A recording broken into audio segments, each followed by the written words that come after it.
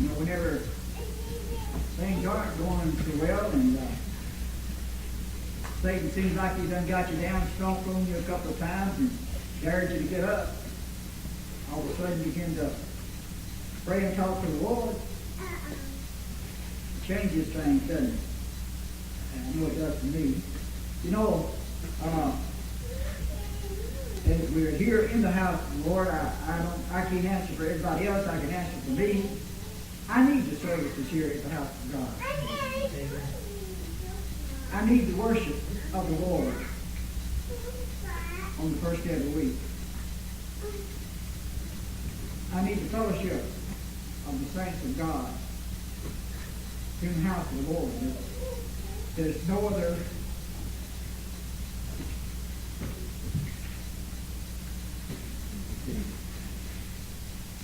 place that you can receive the blessing. A lot of times you in the house of God. A lot of things that during the week that may press you, and a lot of things that may come up. In the house of the Lord, you can kind of stop and forget about everything. As Moses said, I'll just turn aside to see this side. To turn aside from the cares of this life and the things of this life and the burdens of this life and come together in the house of the Lord, whether it's Wednesday night or Sunday morning or Sunday night. Those are just times you just can't replace in any other way. So whenever people just can continue to miss and not go, they just open themselves up to more warfare from the devil. But anyway, this morning we want you to turn to the book of Hebrews, the 12th chapter. Trust that this will be something that will help to encourage you, because I feel like it. The members of this church, some we see periodically, some we haven't seen for quite some time. Some we see each time the church doors is open. But whether we see you once or 1,000 in one time, it's always good to see you in the house of the Lord. We appreciate you. And just remember, you may feel like that you don't count here in God's house. You may feel like that maybe even some of the members, you may be a member here, you may feel like sometimes that some of the members here may not feel like you're very important, or you may not count too much. But every person here this morning means just as much to the Lord as me. Every person here, from this pulpit down to the last bench, you are special to the Lord, and nobody else can do what you can do. Nobody else can take your place, and nobody else can make that sound, as we say on the piano, that your note makes. Your note is just as important as that next note. I can't say this too much. Middle C is the most used note on the piano, I suppose. You hear from it all the time. Every once in a while, the very last note on that piano has to be hit in order to fulfill or to complete some song. And so it is with you and I. I had a subject this morning the Lord's laid on our heart. It's just keep on keeping on. Just keep on keeping on.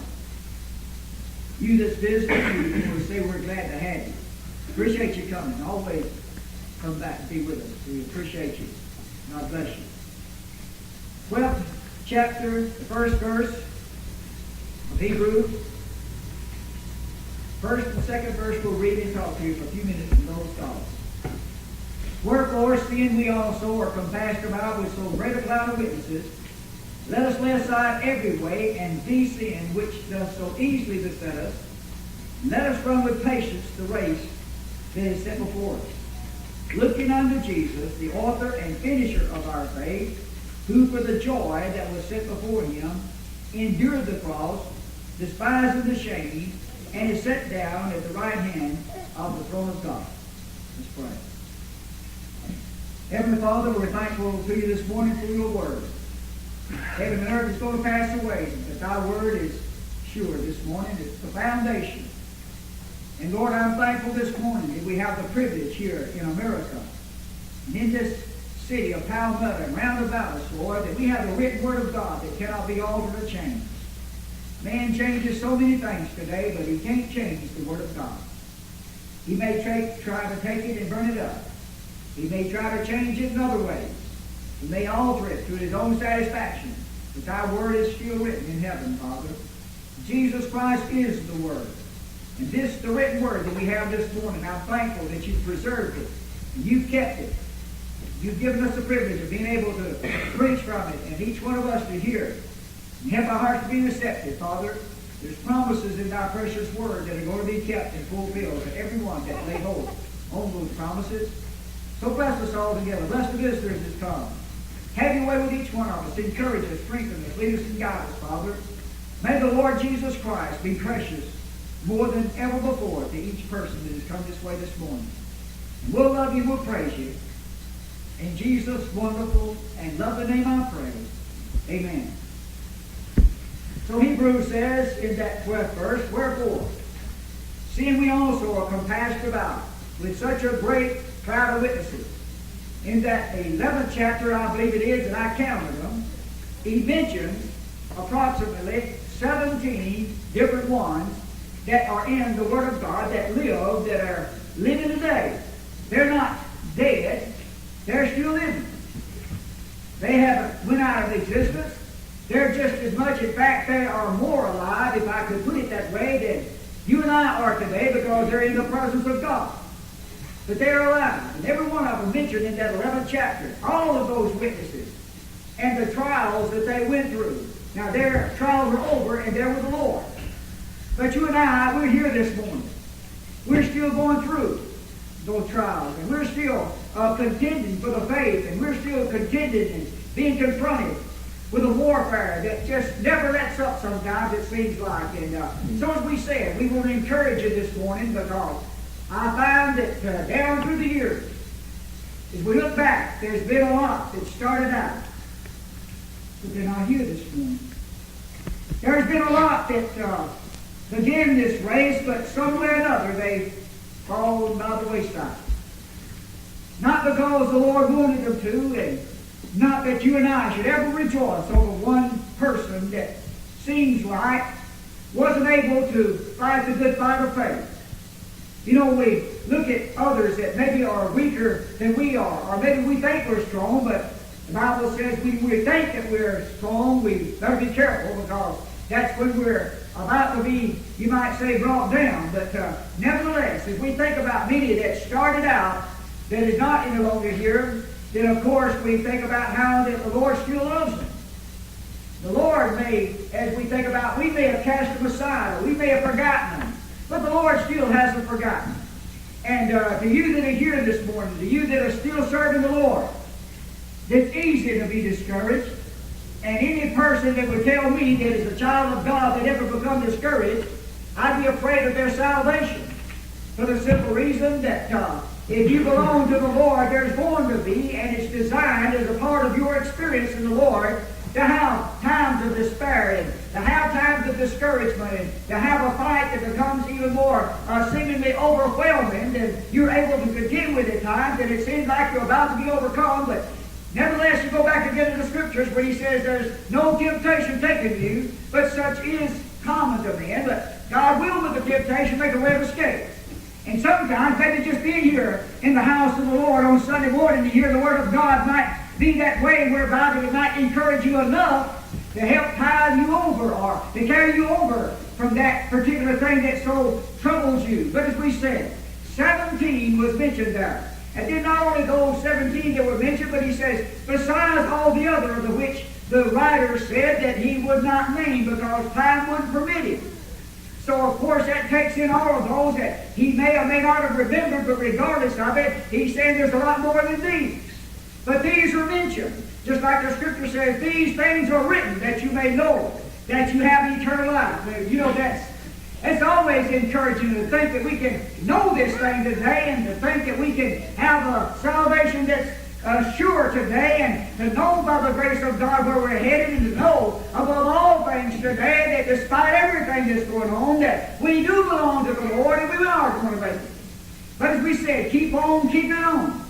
There's always a way sometimes for some, and I don't know what tomorrow holds for you, but I'll tell you one thing. If you're still living, there's still going to be the trials and the things that you're going to have to contend with tomorrow, and it may get worse.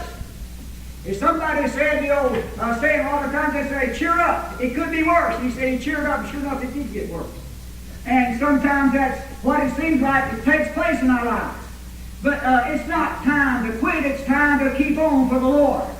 So the writer says, we're compassed about with such a great cloud of witnesses.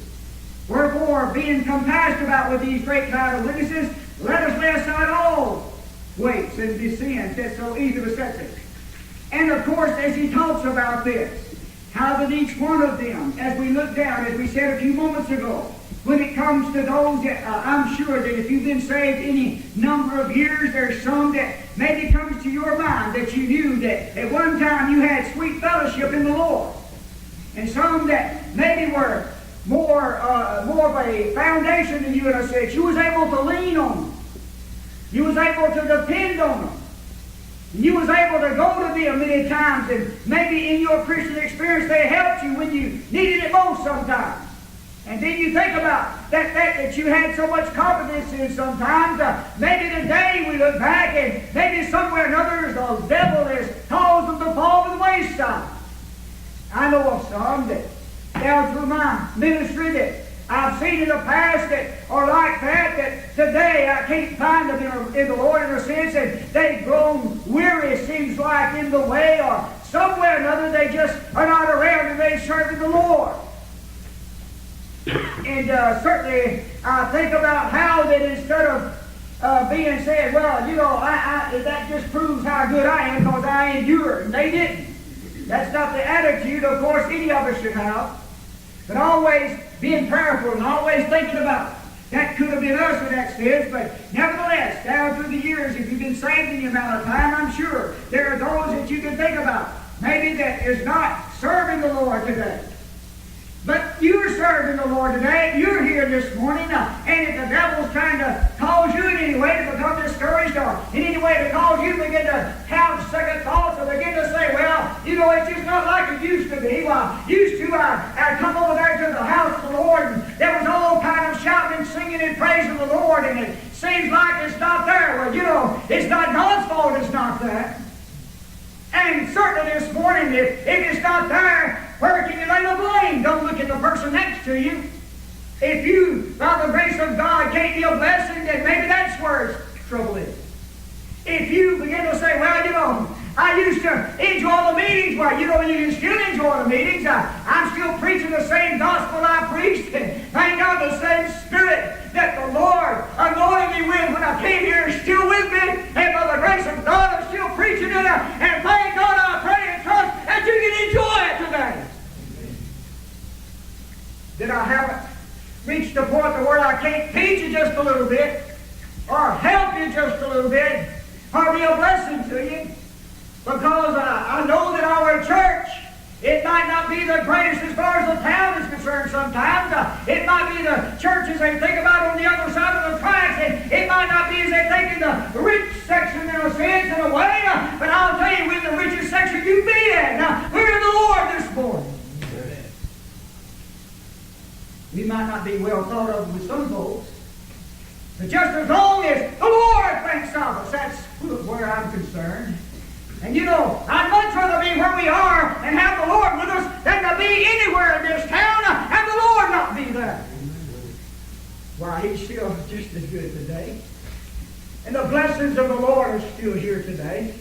That same Spirit that I felt as I marched up and down, and the Lord knows I've shouted up and down these aisles many times. Thank God, and I'm still saying, praise God, the Spirit of God is still with us today. As I said, keep on keeping on, thank God. The Lord's not dead. You shouldn't be either. Now, if you're getting if anybody's getting uncomfortable this morning, I hope I make you so uncomfortable you get straightened out. I hope this morning, if you're uncomfortable with this kind of preaching today, you will be reminded again that this is where it started by the grace of God. This is what it was.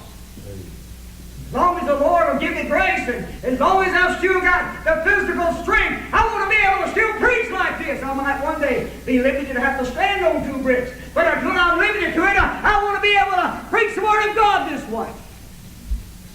And yes, I'm still emotional. As I said, keep on keeping on. It's not long. It's not long. A lot of things is going on. A lot of changes are taking place. A lot of our churches today, they're beginning to say, well, times have changed. That's not the way we do it anymore. Well, the Lord hadn't changed.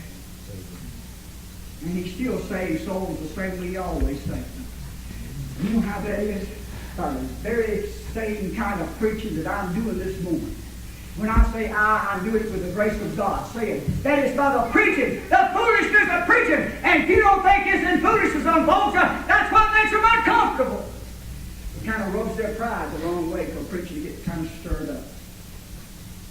But the Lord is saying, we're compassed about with a great cloud of witnesses. And you know, things that have hindered people, that's kept them from down through the years some way to not be serving God today. Well, I'm saying, thank God, as He says further there, and I'm going to mention it because I probably won't get to it if I don't. He said, lift up the hands that hang down and the knees which are feeble. Make straight paths for your feet. Because this morning, the Lord says, I want to bless you. The Lord says, I want to encourage you. The Lord says, I want to get a hold of you and squeeze your heart again and let you feel that old-fashioned love, thank God, that's still with us today. But things have hindered some folks. This church, some of the folks down through the years, they kind of grew up and they got married. Somewhere, after they got married, everything went downhill as far as serving the Lord. They left the Lord out. I'm talking about the members of the church. And I know of some. Got married. Now, they're away from the Lord. Not where they need to be. It hindered them. Somewhere or another, the devil knows just exactly what to do. But don't leave it there. The devil may know exactly what to do, but the Lord knows better what to do and how to straighten it out. So, down through the years, maybe some have got married, and since they got married, they just don't have time to serve the Lord. And since they got married, instead of, and I'm going to say this, and I believe Darlene will get all turned around by this because she expressed something a lot of times Darla was feeling away. But, you know, since Jennifer Lynn is here, of course, Jennifer Lynn's going to be here for a while. Darlene's been here for a long time. She just got to work. But because of Jennifer Lynn sometimes acting like she's supposed to act, like the little baby does, they're going to cry and be fretful. They're going to cause things a lot of times. And there's a lot of people, husband and wives, that because of their children, they just quit coming to church. Amen. You might as well say it because a lot of them are just that way. Once the children come along, they quit coming to church. They don't want to put up with having to take care of their children. They don't want to exercise. You know, the thing nowadays is I just don't have the patience anymore, and I just don't have that. What the problem is we're leaving the Lord out of it. But as I said, she felt like after Jennifer Lynn gets all stirred up and gets to crying and carrying on sometimes, that she feels like, well, I might as well not even come to church in a while. I have to stay back in the nursery, I can't do this and can't do that and so forth, and just may as well not come. And back and get to the point they almost say, well, you know, I'm just going to have to let it get wrong before I come back. Now, she didn't mean that no more than a man in the moon. But what she done was express the feelings a lot of times she had. But you know what? She just kept on keeping on because she just keeps on coming back anyway. And, you know, I thought about this was, things like this is good fellowship and good things for each one of us. But there was Christy, she was singing up here. I said, there's Christy singing, not because she's my granddaughter, but I'm like anybody else. I like to tell you about my grandchildren as much as you do. And I'm using her, and I talk about her, so I guess I can use Christy. But she was singing, but what I'm trying to say is that while she was singing, one of the little ones, I thought, oh, the Steve back there, one of the small children, but they were just kind of letting out a baby shout, you know. And I thought, I said, there's one child singing, another child kind of shouting for them. I said, that's what the Lord said, except you become as little children. Why, you know, we done got too proud. We don't shout no more. I mean, we used to cry, but we don't cry no more. We used to kind of lose ourselves emotionally sometimes, but we done grown out of that. We're almost reached the First Baptist stage. Well, I'm still what I am by the grace of God. This church, if it wants to always be where God wants it, it'll have to remain in the sense of where we begin to say, let the Lord live and let Him have His way. So, a lot of things in marriage, they get married and they get hindered and come back. Then, of course, not only that, but other people begin to let this is some things that hinder you. He said, lay them aside. Lay these things aside. They are weights that hinder you. And some folks say they let other church members get in their eyes. How many? You know, they just don't like you. I can tell by the way they looked at me, especially the way they shook my hand. And they just have feelings about me. And somebody, and I'll tell you what, if you came in this church and you put your hands behind your back and you didn't shake hands with anybody, you didn't tell nobody why you didn't shake hands with them, you know what would happen? There'd be buzz all over you. Did you know they came to church this morning and they wouldn't shake hands with nobody? They just put their hands behind their back and they just wouldn't shake hands with nobody. And if somebody did that and walked out and didn't tell you why, everybody's got 1,000,001 thoughts as to why they didn't do it. Then finally, when they found out the truth, the person says, I had something kind of contagious as I shook hands with anybody that he called. He said, boy, I sure am glad you didn't shake my hand. You know? That's the way things happen. But people get in our eyes. Things get in our way. And things come up a lot of times that causes us to get hindered. Instead of keeping on for the Lord, we find ourselves going to the wayside. Going to the wayside. And of course, we think about people get so carried away with the world and with the pleasures of the world. Amen to that.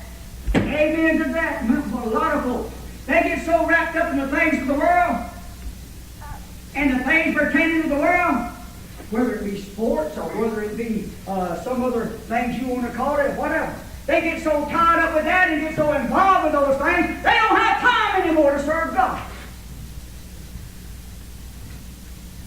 Oh, me and amen. But people get so wrapped up and involved. Now, you know, you say, well, I know so-and-so in sports. Well, you know so-and-so is doing other things. It's just as wrapped up as that other thing is. I mean, you get so involved and wrapped up in those things that you don't have time to serve the Lord. Why? You can come on Sundays, but Wednesday night, boy, you came on Wednesday night. But now, if you make it on Sundays once in a while, you still think you're doing it right.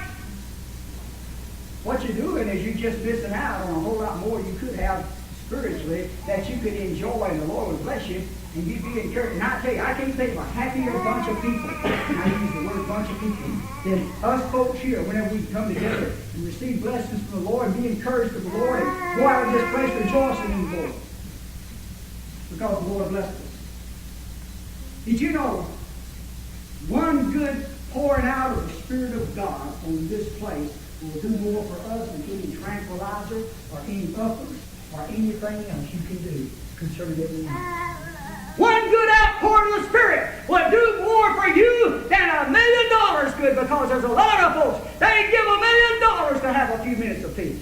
I hear that they can take, listen, I hear they can take cocaine and they can take it and squirt it into their arms or wherever they can find a place to put it. And they say for about 90 seconds, just 90 seconds, or maybe 2 minutes at the most, they have a euphoria, they have a tremendous high, they have some kind of a emotional and tranquility and whatever feeling it is, it lasts for about 2 minutes.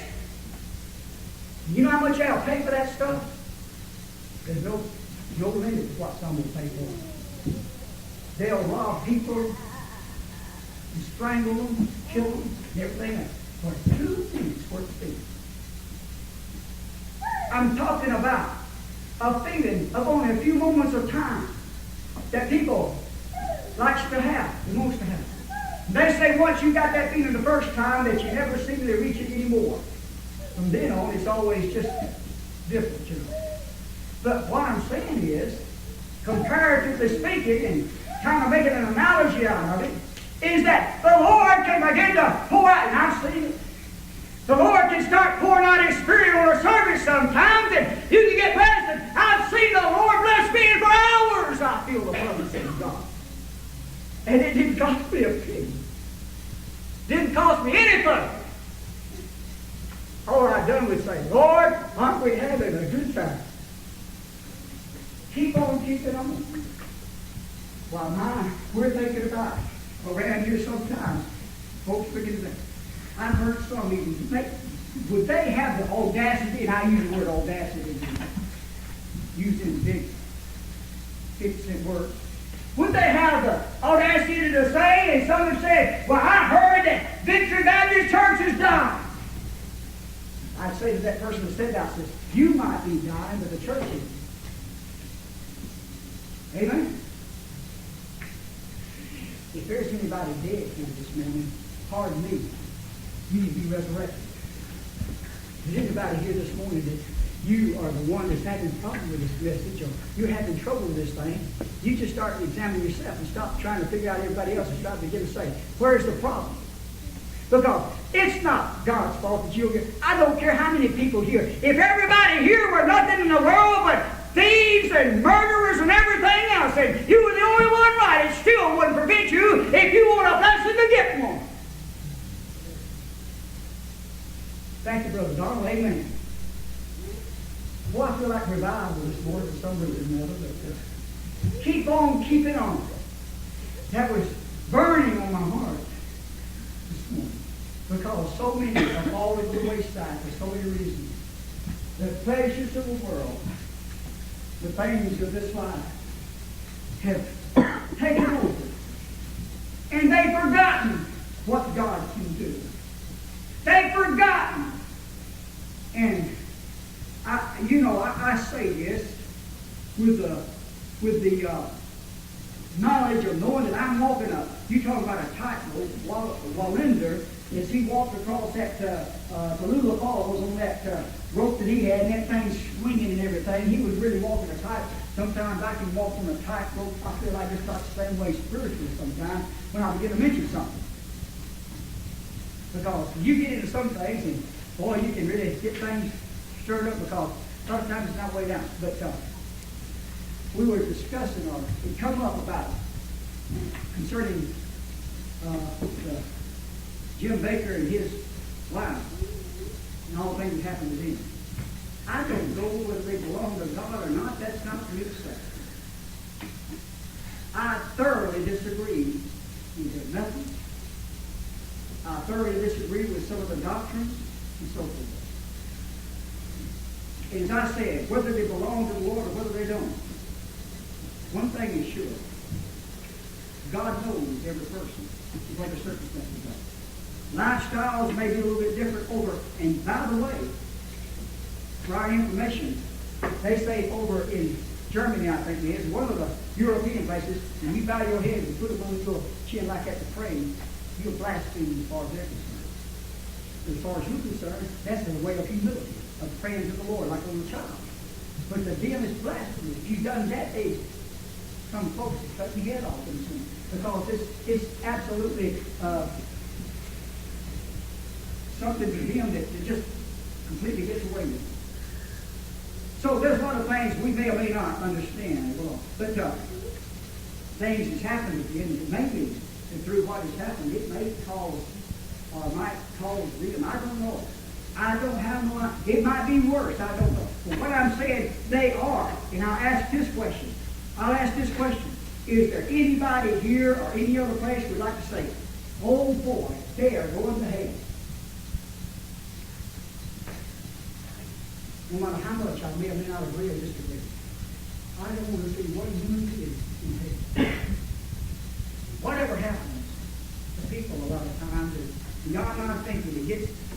beyond my realm. And it's all I can do to take care of what's around me, let alone those things far out. But I use that as an illustration. I'll say it this way. In order to keep on, now listen, to bring it back into focus, in order to keep on, keeping on, and some of the things that hinder people is the very fact that, as we said before, that spiritually speaking, there's doctrines that are being preached that are confusing people, they're deceiving people, and because of the false doctrines and the things that are going around, there's been many a Baptist that says, well, I'm not a Baptist anymore because that church was so dead, I joined the Pentecostals as if they had gone. And they're saying the Baptists don't have it, but the Pentecostals do. Well, for their information, there's been some Pentecostals that finally turned around and said, I became a Baptist because the Pentecostals to me was like a flash in the pan. They are up one day and down the next. They're ripping and romping, hollering, stomping, carrying on one day, and they're down below the very valley the next day. They're up and down, always up. Did you know something? In mentioning this, thank the Lord for bringing this back to my remembrance.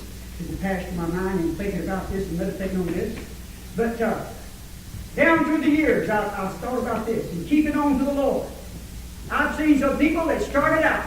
Boy, you talking about setting, as they say, the woods on fire. They were like a flame of fire that was burning. You talking about every time you saw them, there was a smile from ear to ear. You talking about in services, they were shouting every time you turned around. I've never seen such outbursts of emotionalism, which were nothing wrong as far as I was concerned, having themselves a big time, enjoying themselves, and as we say, just looked like there was a flaming fire about them all the time. And then there was another one that got saved. It didn't look like there was a flame of fire. Real quiet. Remember one man, a name of Harmon. Brother Harmon. Never forget him, I guess, because of his testimony. He's been a church member for 38 years, he said, until the day he got saved. And he came down to the altar, and they said that man cried. He cried until he could fill a cup or more with tears. How he cried. I was a deacon in the church for all those years, and I was lost. But he was still quiet, even after that he was quiet. Wasn't no shouting about him. Wasn't no great emotion other than that. That was the time, singing it. But as far as being, in a sense, real outspoken and everything, he wasn't. Now, I don't know where he is today. He may not be serving. I don't know for sure. I'm just using this as an illustration. I'm saying that there's a lot of people that started out just like that other one of them like a flame of fire, like they were setting the whole world on fire. And it wasn't no time before they done got all messed up back in the world, and they stayed there, been there, and you can't get it back in the house of God, save your life. That other person started out, never shouted. Seemed like they were just about other. In fact, some folks said, they sure are unemotional. They just, nothing seems to ever faze people.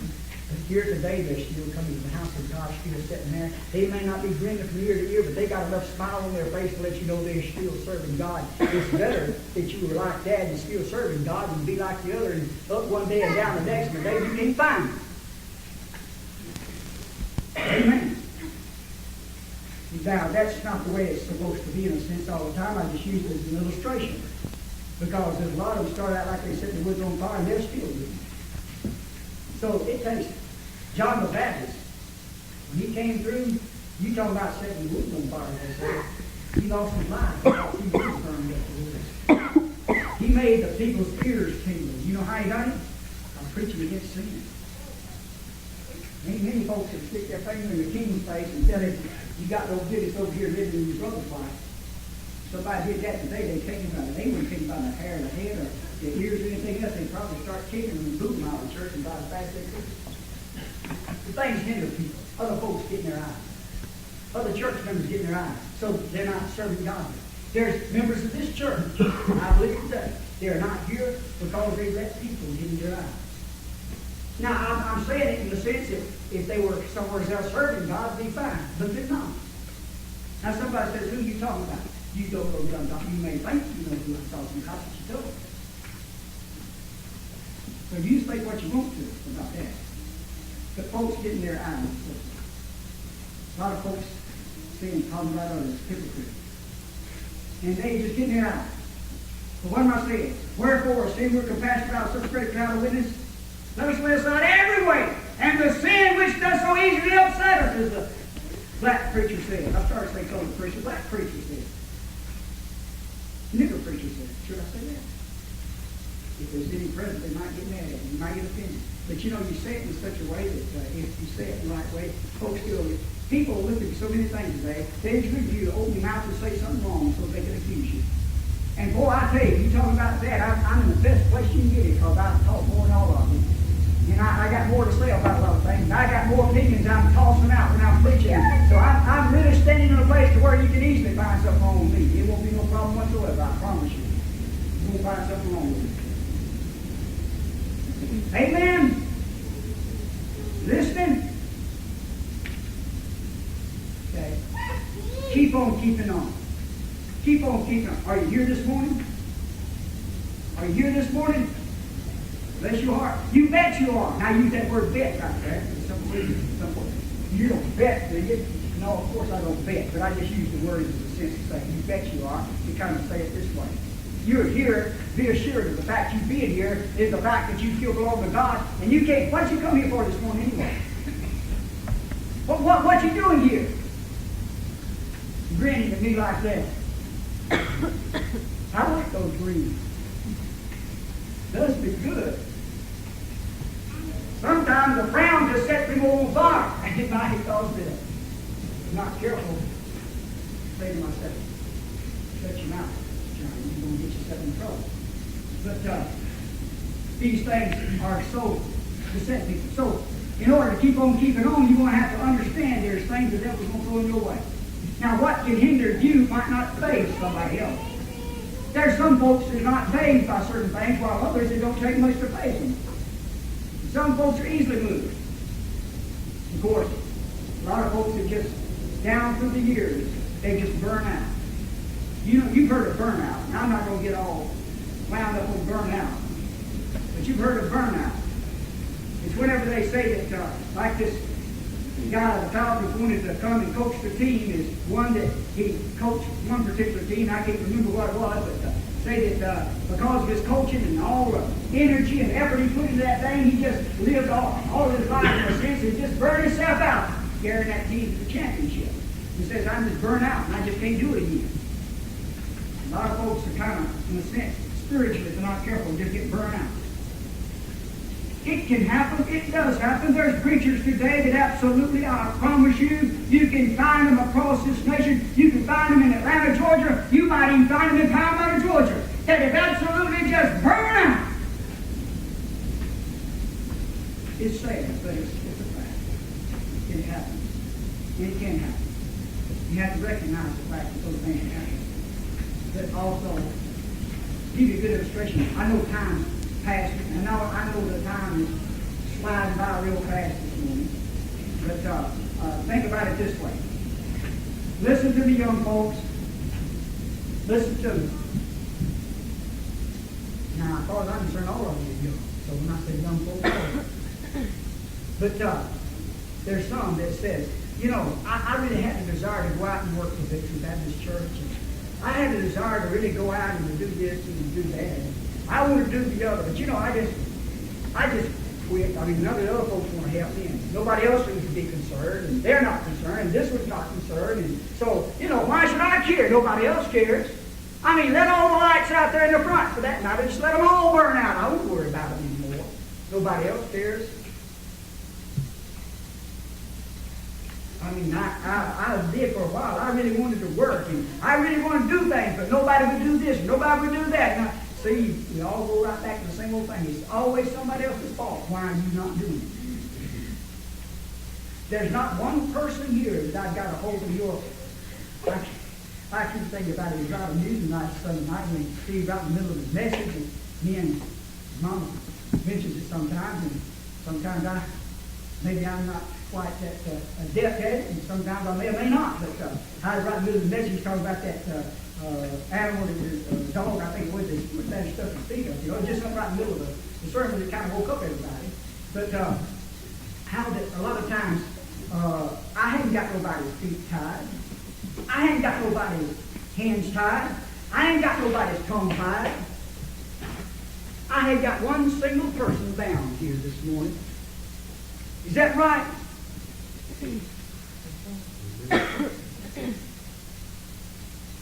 So, if I ain't got nobody bound, why are you saying that, well, I can work for the church, nobody else is doing it? I mean, if that's your heart, you're in a sad situation. I don't care if nobody cares about anything around here. That still don't excuse me. It don't excuse you. Is that right?